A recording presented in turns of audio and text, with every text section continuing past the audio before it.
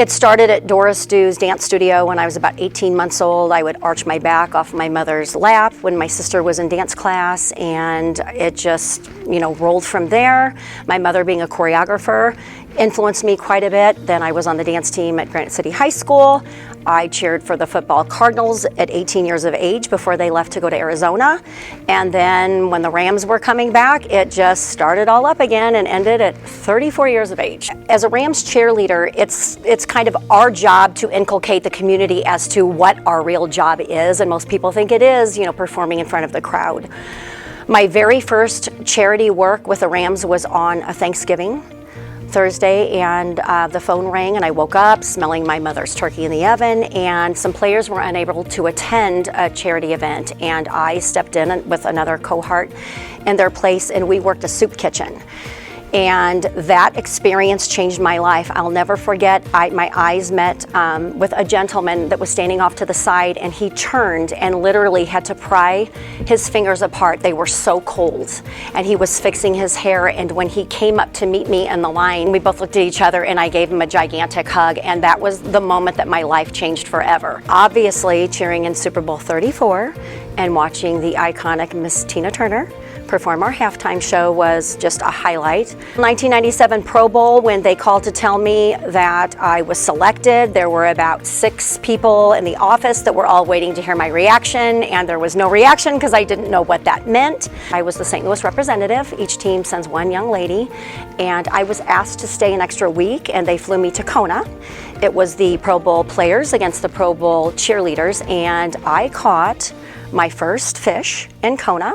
It was a 65-pound blue-striped marlin on Norm Isaac's big game catch. I was part of the USO tour. I toured Asia, Japan, China, entertaining the troops, and that was amazing. And even though it wasn't a not-for-profit, that wasn't charity, it was bringing a little bit of home to the fellas, our heroes that were fighting. At the 1997 Pro Bowl, I was leaving, and I heard somebody call my name, "Hey, Miss!" And I turned around, and Kevin Green was standing there, and he was there with his wife and his children. And so I went over and, a big embrace, that kind of thing. And that was so exciting to see somebody from my hometown that I so adored. And even to this day, look back on his career and the things that he has done for our community.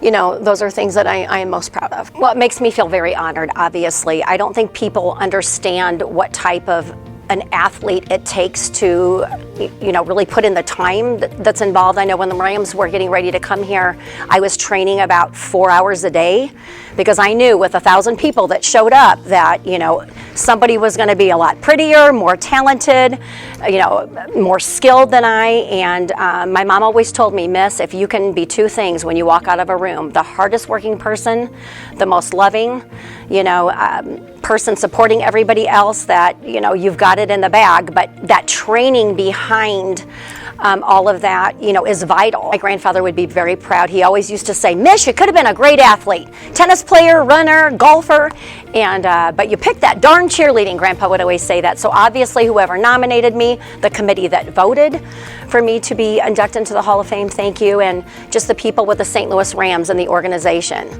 that saw enough in me to want to bring me back, that made me a captain, that inspired me to work for the Rams for the 25 years that they were here. It's very humbling, and I'm very excited that to be the very first one.